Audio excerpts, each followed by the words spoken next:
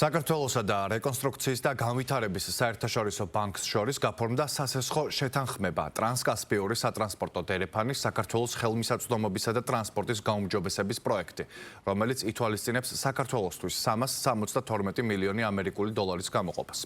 დოკუმენტს ხელი მოაწერეს საქართველოს ფინანსთა მინისტრმა ლაშა ხუციშვილმა და სამხრეთ კავკასიაში მსოფლიო ბანკის რეგიონულმა დირექტორმა როლანდ პრაისმა.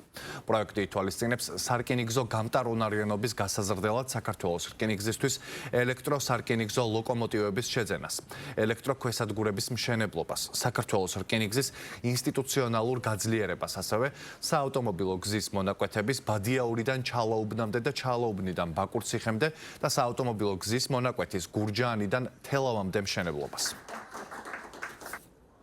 ეს არის დიდი შეთანხმების ნაწილი, რომელიც ჯამში მოიცავს 750 მილიონი დოლარის დაფინანსების გამოყოფას საქართველოსთვის, რომელზეც ესე ვთქვათ მომდევნო თვეებში მოეწერება ხელი დარჩენილ ნაწილს.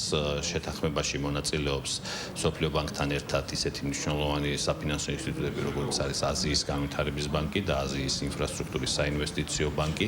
ამ მიმართულებით ჩვენ გეგმავთ, რომ დამატებით საგზაო ინფრასტრუქტურისთვის წელს ხელი მოეწეროს 350 მილიონი დოლარის შეთანხმებას. ჯამში შეგვიძლია ვთქვათ, რომ მიმდინარე წელს გაფორმდება 1.200 მილიონი დოლარის შეთანხმებები, რაც მნიშვნელოვნად ხელს შეუწყობს საქართველოში როგორც საგზაო, ასევე სხვადასხვა ტიპის ინფრასტრუქტურის განვითარებას. დღეს ხელი მოვაწერეთ პროექტს, რომელიც სტრატეგიულად მნიშვნელოვანია. ის შუა დერეფნის მედეგობას ისახავს მიზნად. საქართველო ამ კონტექსტში კრიტიკული მნიშვნელობისაა და დღეს გაფორმებული შეთანხმება მხარს უჭერს სახმელეთო და სარკინიგზო ინფრასტრუქტურაში, ისევე როგორც ინსტიტუციონალურ გაძლიერებაში ინვესტიციების განხორციელებას. სწორედ ამ მედეგობის შედეგად გაუმჯობესდება საერთაშორისო ვაჭრობა შუა დერეფნის ფარგლებში.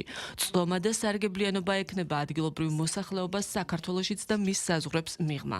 მსოფლიო ბანკისათვის პატივია ამ პროგრამაში მონაწილეობა და საქართველოს მთავრობასთან, აზიის ინფრასტრუქტურის საინვესტიციო ბანკთან და აზიის განვითარების ბანკთან პარტნიორობა.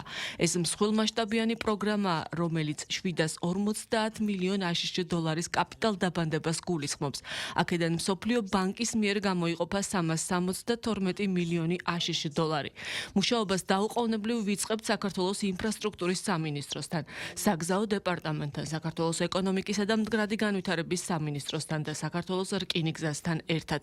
პრივილეგიად მივიშნევთ იმ ფაქტს, რომ ამ მნიშვნელოვანი და ტრანსფორმაციული ინიციატივის ნაწილი ვართ.